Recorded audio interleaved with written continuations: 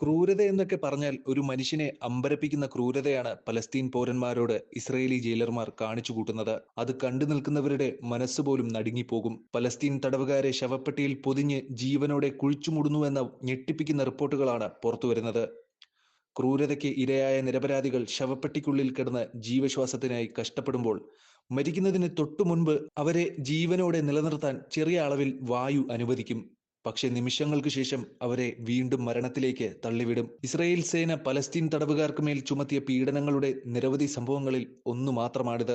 അടുത്തിടെ നടന്ന Hamas Israel ബന്ദി കൈമാറ്റത്തെ തുടർന്ന് നൂറുകണക്കിന് തടവുകാരെയാണ് ഇസ്രായേൽ വിട്ടയച്ചത്.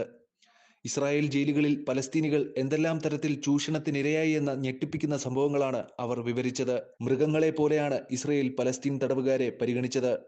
അവർ വീടുകളിലും ബാൽക്കണികളിലും വെടിയുതിർക്കുകയും സമീപത്തുള്ള കുറേയധികം വീടുകളിൽ ബോംബ് വയ്ക്കുകയും ചെയ്തു. തങ്ങളെ ഭയപ്പെടുത്താൻ ചില സന്ദേശങ്ങളും മൈക്കിലൂടെ വിളിച്ചു പറഞ്ഞു. അന്നേരമാണ് തങ്ങളെ അവർ കസ്റ്റഡിയിലെടുത്തതെന്ന് മോചിപ്പിക്കപ്പെട്ട ഒരു തടവുകാരൻ ഓർമ്മിച്ചു പറഞ്ഞു. തടങ്കലിൽ വെച്ച നിമിഷം മുതൽ പീഡനം ആരംഭിച്ചതായും മോചിപ്പിക്കുന്നതിന് മുമ്പുള്ള അവസാന നിമിഷം വരെ തുടർന്നതായും തടവുപുള്ളികൾ പറഞ്ഞു. ജയിലിലേക്ക് മാറ്റുന്നതിന് മുമ്പ് തടവുകാരെ ഗസയിലെ ഒരു കന്നുകാലി ഫാമിനോട് സാമ്യമുള്ള ഒരു സ്ഥലത്തേക്കാണ് കൊണ്ടുപോയത്. സൈനികർ ഒരു പാത്രത്തിൽ മൂത്രമൊഴിച്ച് അതവരുടെ മുഖത്തും ശരീരത്തിലും ഒഴിച്ചു. കൈകളും കാലുകളും ചങ്ങലയ്ക്കിട്ടു.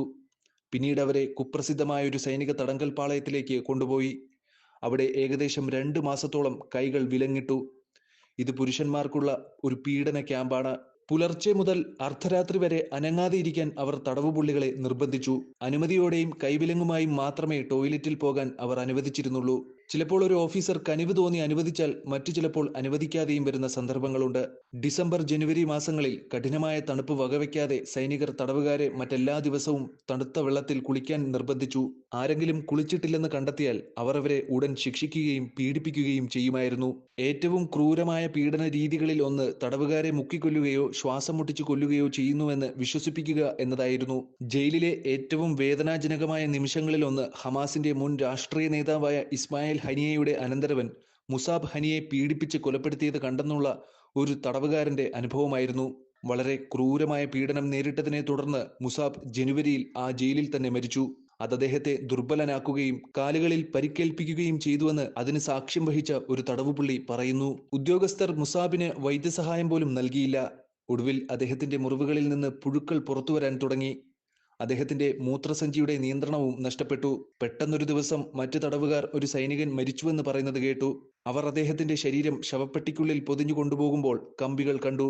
ജയിലിൽ പ്രവേശിക്കുമ്പോൾ അദ്ദേഹത്തിന്റെ ഭാരം ഏകദേശം 120 കിലോഗ്രാം ആയിരുന്നെങ്കിൽ അവസാന ദിവസങ്ങളിൽ അദ്ദേഹത്തിന്റെ ഭാരം വെറും 50 കിലോഗ്രാമായി കുറഞ്ഞു.